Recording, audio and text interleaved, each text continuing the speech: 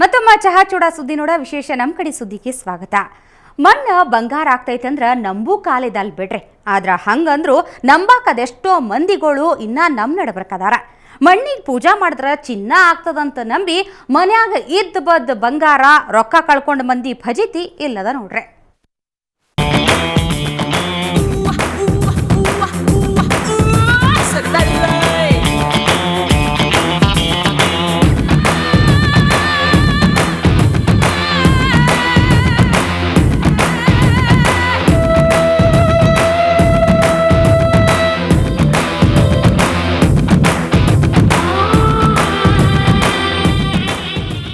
ಹಾಡಿಗೆ ಕುಣಿಯಾಕತ್ತಿರೋನು ಒಬ್ಬ ದೊಡ್ಡ ಪಟಿಂಗ ಸ್ವಾಮಿ ನೋಡ್ರಿ. ಚಂದ್ ಕುಣಿಯೋದಷ್ಟ ಅಲ್ದ ಬ್ಯಾರೇರು ಕುಣಿಯೋರ್ ಬಾಯಿಗೆ ನೋಟಿಡ್ತಾನ. ಇದೆಲ್ಲ ಈ ಬದ್ಮಾಶ್ ಸ್ವಾಮಿ ಗಿಮಿಕ್ ನೋಡ್ರಿ. ಭಕ್ತರಿಗೆ ಸರಾಯಿ ಕುಡಿಸಿ ಮರಳು ಮಾಡಿ ಲಕ್ಷಾಂತರ ರೂಪಾಯಿ ಮತ್ತ ಬೆಳ್ಳಿ ಬಂಗಾರ ಕಿತ್ಕೊಂಡು ಓಡ್ ಹೋಗ್ಯಾನ ಈ ಕಳ್ಸ್ವಾಮಿ.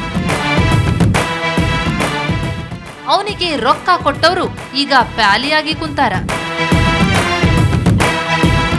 ಗುಲ್ಬರ್ಗಾ ಜಿಲ್ಲಾ ಚಿಂಚೋಳಿ ತಾಲೂಕ್ನಾಗಿರೋ ಕೆರಳ್ಳಿ ಊರ್ನಾಗ ಈ ಘಟನೆ ನಡೆದೈತಿ.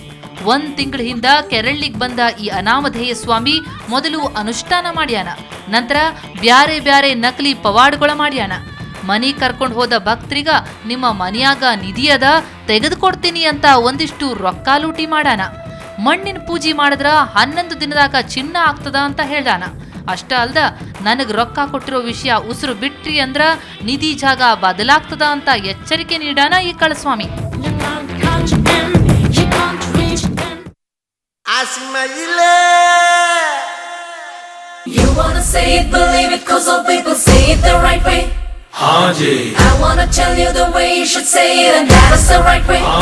ಕೋಳಿನ ಸೋಮವಾರ ಶನಿವಾರ ಕುಯ್ಯಂಗಿಲ್ಲ,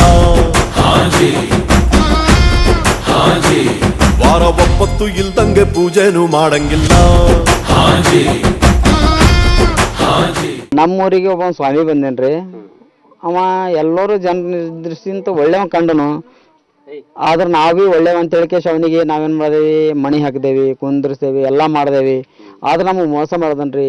ಸುಲೇಪೇಟೆ ಸುತ್ತಮುತ್ತಲಿನ ಗ್ರಾಮದ ಕೆರಳಿ ಗ್ರಾಮದಲ್ಲಿ ಈ ಥರ ಘಟನೆ ಏನಾಗಿದೆ. ಈ ಥರ ಇನ್ನೂ ಯಾವುದೇ ಊರಲ್ಲಿ ಕೂಡ ಆಗ್ಬಾರ್ದು. ತಕ್ಷಣವೇ ಆ ಡೋಂಗಿ ಸ್ವಾಮಿಯನ್ನು ಬಂಧಿಸಿ ಅವನ ಮೇಲೆ ಕಾನೂನು ಕ್ರಮ ತಗೊಂಡು ಇಲ್ಲಿ ಹೋದಂಥ ಅನೇಕ ಜನರ ಸಾಮಾನುಗಳಾಗಿರ್ಬೋದು, ಬಂಗಾರ ಒಡವೆಗಳಾಗಿರ್ಬೋದು ತಕ್ಷಣವೇ ವಾಪಸ್ ದೊರಕಿಸ್ಕೊಡ್ಬೇಕು. 20 ದಿನಗಳು ಊರ್ನಾಗ ಅಲೆಯನ್ನೇ ಸೃಷ್ಟಿಸಿದ ಈ ಸ್ವಾಮಿ ಈಗ ಓಡ್ ಹೋಗ್ಯಾನ. ಇವ ಯಾರು, ಎಲ್ಲಿಂದ ಬಂದ ಅನ್ನೋ ಬಗ್ಗೆ ಯಾರಿಗೂ ಗೊತ್ತಿಲ್ಲ. ಕಾವಿ ಹಾಕೊಂಡವ್ರು ಎದುರಿಗೆ ಬಂದ್ರ ಹಿಂದೂ ಮುಂದೆ ನೋಡದೆ ಕಾಲಿಗೆ ಬೀಳೋ ಮಂದಿ ಇರೋದಿಂದಲೇ ಇಂಥ ಕಳ್ಳ ಸ್ವಾಮಿಗಳು ಹುಟ್ಕೋತಿದಾರ. ಶರಣಯ್ಯ ಹಿರೇಮಠ್, ಸುವರ್ಣ ನ್ಯೂಸ್ 24/7 ಗುಲ್ಬರ್ಗಾ. ಉತ್ತರ ಕರ್ನಾಟಕದಾಗ ವರ್ಷ ಎಲ್ಲ ಹಬ್ಬಗಳಿಗೇನು ಬರ ಇಲ್ಲ ನೋಡ್ರಿ. ಅದ್ರಾಗ ಒಂದೊಂದು ಹಬ್ಬ ಎಲ್ಲ ಥರದ ಪೂಜೆಗಳು ನಮ್ಮ ಉತ್ತರ ಕರ್ನಾಟಕದಾಗ ಭಾಳ ಚಂದಾಗೆ ಮಾಡ್ತಾರೆ. ಅದ್ರಾಗ ಹೆಣ್ಮಕ್ಳು ಮಾಡೋ ಗೌರಿ ಹಬ್ಬದಲ್ಲ, ಆ ಗೌರಿ ಹಬ್ಬ ಬಂತಂದ್ರೆ ಸಾಕು, ಈ ಹಬ್ಬಕ್ಕೆ ತಯಾರಾಗೋ ಸಕ್ರೆ ಗೊಂಬೆಗಳ ಕರಾಮತ್ತ ಬ್ಯಾರೆನೇ ಇರ್ತೈತೆ ನೋಡ್ರಿ. ಅಣ್ಣ ತಮ್ಮಂದ್ರು ಅಕ್ಕ ತಂಗಿಯರಿಗೆ ಸಕ್ರೆ ಗೊಂಬಿನ ಉಡುಗೊರೆ ಅಂತ ಕೊಡೋ ಪದ್ಧತಿ ಇನ್ನೂ ಚಾಲ್ತಿಲಿ ಐತೆ ನೋಡ್ರಿ.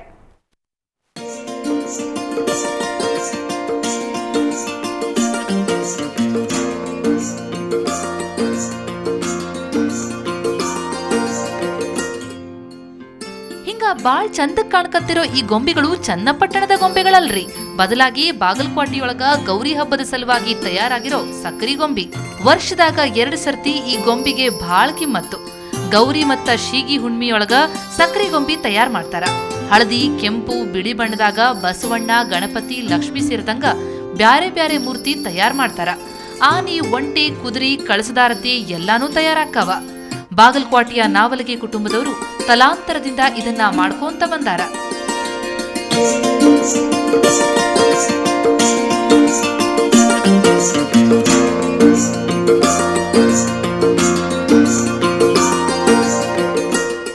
ನಾವು ಮಾಡೋದು ಉದ್ಯೋಗ ಮಿಠಾಯಿ ಉದ್ಯೋಗ ಮತ್ತು ಸಿಹಿ ಹುಣ್ಣ್ಯಾಗ ಆ ಸಕ್ರೆ ಆರತಿ, ಗೌರಿ ಹುಣ್ಣ್ಯಾಗ ಈಗ ಇದೇ ಆರತಿನ ಮಾಡ್ತೀವಿ ರೀ.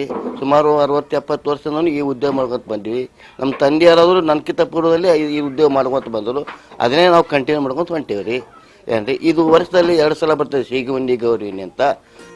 ಇನ್ನ ಗೌರಿ ಹುಣ್ಣಿಮೆಗೆ ಅಕ್ಕ ತಂಗಿಯರಿಗೆ ಪ್ರೀತಿಯಿಂದ ಅಣ್ಣ ತಮ್ಮಂದಿರು ಸಕ್ರಿ ಗೊಂಬಿ ಕಳಿಸಿಕೊಡ್ತಾರ. ಸಕ್ರಿ ಸಿಹಿ ಅಂತ ಸಹೋದರತಾ ಭಾವನೆ ಬೆಳಿಲಿ ಅನ್ನೋದು ಇದರ ಉದ್ದೇಶ. ಇದಲ್ದ ಎಂಗೇಜ್ಮೆಂಟ್ ಆದ ಹೆಣ್ಮಕ್ಳಿಗೆ ಭಾವಿ ಗಂಡನ್ ಮನೆಯವರು ಮೊದಲನೇ ಗೌರಿ ಹುಣ್ಣಿಮೆ ಹಬ್ಬಕ್ಕಂತ ಕೊಡೋ ಸೀರೆ ಜೋಡಿ ಈ ಸಕ್ರಿ ಗೊಂಬಿಗಳನ್ನ ಕೊಡೋದು ವಾಡಿಕೆ ಐತಿ. ನಾವು ಸೀಗಿ ಹುಣ್ಣಿಮೆ ಒಳಗೊಂದು 5 ದಿವಸ ಆರತಿ ಮಾಡ್ತೇವ್ರಿ. ಹೆಣ್ಮಕ್ಳು ಸೀಗೋಗಿ ಹೋಗಿ ತಾಟ್ನೊಳಗೆ ಇಟ್ಕೊಂಡು ಆರತಿ ಮಾಡಿ ಬೆಳಗ್ಗೆ ಬರೋದು ಸಂಪ್ರದಾಯ. ಉತ್ತರ ಕರ್ನಾಟಕದೊಳಗೆ ಅಂದ್ರೆ ಬಾಗಲಕೋಟೆ ಒಳಗೆ ಫೇಮಸ್ ಆಗಿದ್ದು. ನಾವು ನೋಡ್ರಿ ಪಾರ್ವತಿ ಪರಮೇಶ್ವರಿಂದ ಬಸವಣ್ಣಂದ್ರಿ ಮತ್ತು ಗಣಪತಿದ್ರಿ ಎಲ್ಲ ಬೀಸುದು ಒಳ್ಳೆ ಕುಟ್ಟುದ್ರಿ, ಆಮೇಲೆ ಕುಸಿ ನೇರಿದ್ರಿ, ಎಲ್ಲ ಥರದ ಗೊಂಬೆಗಳು ಇದಾವೆ. ಒಟ್ನಾಗ ಈ ಸಕ್ರಿ ಗೊಂಬಿಗಳು ಬರೇ ಗೊಂಬಿಗಳಷ್ಟ ಅಲ್ಲ, ನಮ್ಮ ಸಂಪ್ರದಾಯದ ಪಡಿಯಚ್ಚಿನಾಗ ಬೆಳೆದು ಬಂದ ಸಂಸ್ಕೃತಿ ಗೊಂಬೆ ಆಗ್ಯಾವ. ಬಾಯಿ ಸಿಹಿ ಮಾಡೋದಲ್ದ ಸಂಬಂಧಗಳನ್ನ ಸಿಹಿಯಾಗಿ ಇಡ್ತಾವ ಈ ಸಕ್ರಿ ಗೊಂಬಿಗಳು. ಮಲ್ಲಿಕಾರ್ಜುನ್ ಹೊಸಮನಿ, ಸುವರ್ಣ ವಾರ್ತೆ, ಬಾಗಲಕೋಟೆ.